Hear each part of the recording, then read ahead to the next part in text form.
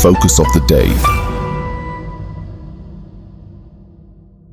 Hello students, very warm welcome on the YouTube channel of analyst IAS. Recently 7th session हुआ है codex committee का, जो spices और culinary herbs के ऊपर है और ये कोची में हुआ है। ये क्यों इंपॉर्टेंट है, पहले हम उसको देख लेते हैं। 2022 की यूपीएससी प्रीलिम्स में आपको याद हो तो टी बोर्ड से रिलेटेड एक क्वेश्चन आया था, जिसमें the question was reference to the tea board in India.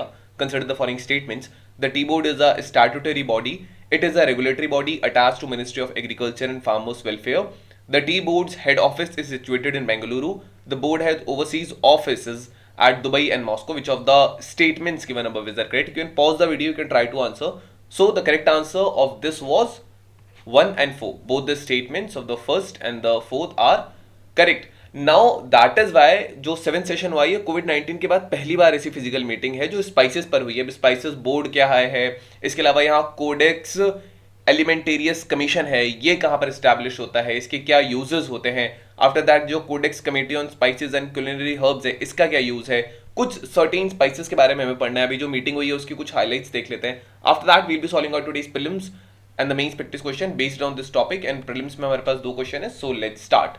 So why is it in news? Recently 7th session जो हुआ है ये कोची में कंडक्ट करा गया है और ये पहली फिजिकल मीटिंग थी कोविड-19 के बाद से, जिसमें 31 कंट्रीज के डेलीगेट्स जो आए थे वो आए थे और यहाँ मीटिंग हुई थी। सबसे पहले हम यहाँ 5 स्पाइसेस के बारे में बात करेंगे जिनकी यहाँ चीज हुई थी। सबसे पहले आता है ऑल स्पाइस। या ऑल स्पाइस को बोला जाता है जमाइका पेपर, बी से बोला जाता है। तो जमाइका पेपर जो है ये ड्राइड बेरीज से इसको डराइव किया जाता है, पिमेंटा डियोशिया का जो ट्री है वहां से। और ये यूनिक ब्लेंड देता है क्लोव का, नटमेग का, सिनेमन का, पेपर फ्लेवर्स का। इसके जो नेक्स्ट चीज आती है that is your Juniper berries. ये जो जूनिपर बेरीज होती हैं, जूनिपर बेरीज एक पाइन सिट्रस एसेंस देते हैं। कॉमनली इनको जिन या मीट डिशेस में इनको यूज किया जाता है। इसके अलावा this which you can see is basically star anise. ये जो है ये स्टार शेप्ड होता है, इसका लिकोराइज फ्लेवर होता है। अलग अलग कुजीन्स में, बेकिंग में, बिरयानी वगैरह में इसका इस्तेमाल होता है। इसके अलावा वी हैव टर्मरिक, और टर्मरिक भारत के लगभग हर घर में इस्तेमाल होता है। इसके बाद यहाँ कार्डेमम आता है। कार्डेमम एक इंटेंसली एरोमेटिक और ये सीड पॉट से आता है जो जिंजर लाइक प्लांट से होता है। बेकिंग्स में, इंडियन डिशेस में यूज होता है। इसमें बेसिकली यूकेलिप्टस, मिंट और लेमन का थोड़ा सा हिंट्स होता है। So this is the case about it. Now what is this codex committee on spices and culinary herbs?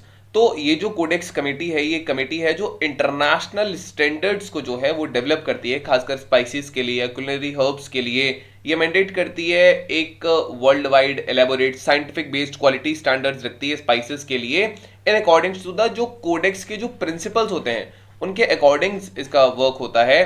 Consumer protection, fair trade practices, ये सारी चीजें इसमें आती हैं। इसको एस्टैब्लिश किया गया था 2013 में, यहाँ इसको एस्टैब्लिश किया गया था। एंड इसको एस्टैब्लिश करने के लिए कोडेक्स एलिमेंट्रिस कमीशन जो है उसके अंडर इसको एस्टैब्लिश किया गया था। अब ये कमीशन क्या है इसके बारे में हम देखते हैं। ये इटसेल्फ एक रोम बेस्ड इंटरगवर्नमेंटल बॉडी है जो कि फूड स्टैंडर्ड्स डेवलप करती है, गाइडलाइन डेवलप करती है, कोड्स ऑफ प्रैक्टिसेस है जो फूड प्रोडक्ट्स से अलग अलग रिलेटेड है। We'll further study about it. सबसे पहले हम हाइलाइट्स देख लेते हैं 2024 के सेशन में। जो 7th सेशन हुआ है ये 29 जनवरी से लेके 2 जनवरी 2024 के बीच में हुआ था केरला में। अब इसमें जो है कमेटी ने 5 स्पाइसेस के यहाँ क्वालिटी स्टैंडर्ड्स जो है उनको फाइनलाइज किया था, जिनके बारे में हमने पढ़ लिया है, जिसमें स्मॉल कार्डेमम है, टर्मरिक है, जूनिपर बेरी है, all spice and star anise है। नाउ यहाँ पर सक्सेसफुली यहाँ स्ट्रैटेजी भी यहाँ इंप्लीमेंट की गई जहाँ स्पाइसेस को बेसिकली ग्रुप इन की गई। वहां पे पहला जो group of standard size spices का जो फ्रूट्स और बेरी से डराइव होते हैं, यहाँ पे 3 चीजें थी जिसमें जूनिपर बेरी, ऑल स्पाइस और स्टार एनाइस, इनकी ग्रुपिंग की गई। प्रपोजल भी हुए कोडेक्स स्टैंडर्ड्स को डेवलप करने के लिए। जो ड्राइड कोरिएंडर सीड्स होते हैं या लार्ज कार्डेमम या स्वीट मार्जोरम या सिनेमन जो होती है, इसको भी कम्युनिटी ने एक्सेप्ट किया है कि ये सारी चीजें यहां पर होंगी। अब कोडेक्स एलिमेंटेरियस कमीशन किसे कहा जाता है? तो ये एक इंटरनेशनल इंटर गवर्नमेंटल बॉडी है जो रिस्पॉन्सिबल है ग्लोबली एक्सेप्टेड स्टैंडर्ड्स जो है उनको फॉर्मुलेट करने के लिए जो ह्यूमन फूड से रिलेटेड होते हैं।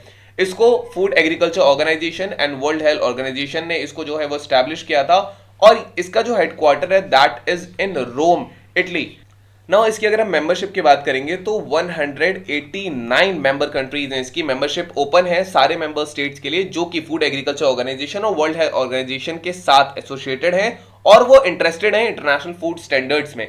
भारत जो है वो इसका पार्ट लगभग 1964 से रहा है। तो यहाँ पे ये कुछ चीज़ें हैं। इसके अलावा इसकी अगर हम वर्किंग की बात करेंगे तो ये अलग अलग कोडेक्स कमिटीज़ के बिहाफ पे वर्क करता है। जैसे कि अभी CCHCH की जो मीटिंग हुई है ऐसे ये अलग अलग डिफरेंट मेंबर कंट्रीज को होस्ट करते हैं।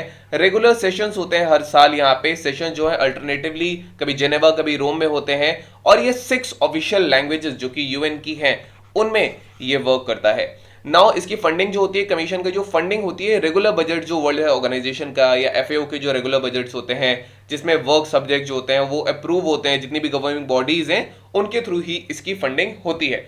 अब स्पाइस बोर्ड ऑफ इंडिया क्या है? तो स्पाइस बोर्ड ऑफ इंडिया एक स्टैट्यूटरी बॉडी है। रिमेंबर, ये स्टैट्यूटरी बॉडी है बिकॉज इसको जो है वो एक एक्ट के थ्रू एस्टैब्लिश किया गया था, and the act was spices board act of 1986। इसके बाद इसको एस्टैब्लिश किया गया था। ये जो आती है ये union ministry of commerce and industry जो है उसके अंडर ये आती है, एंड इसमें प्रोडक्शन होता है, डेवलपमेंट होता है। जैसे कार्डेमम का ये मैंडेट करती है।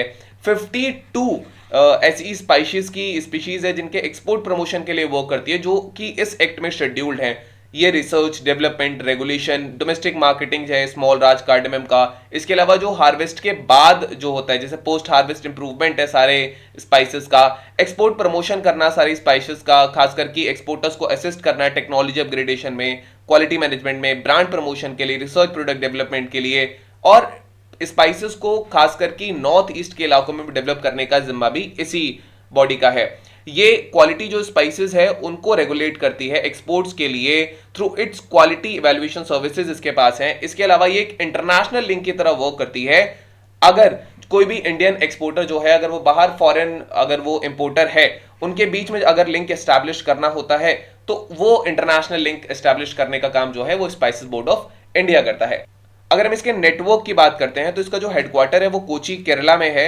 Along side state of art जो टेस्टिंग लेबोरेटरी है वो भी यहीं पे है। इसको एक चेयरमैन हेड करते हैं, और जो चेयरमैन है उनकी जो रैंक है वो जॉइंट सेक्रेटरी के इक्विवेलेंट यहाँ पे उनकी रैंक मानी जाती है, जो कि यूनियन गवर्नमेंट में आता है। तो यहाँ के चेयरमैन की this is basically the position.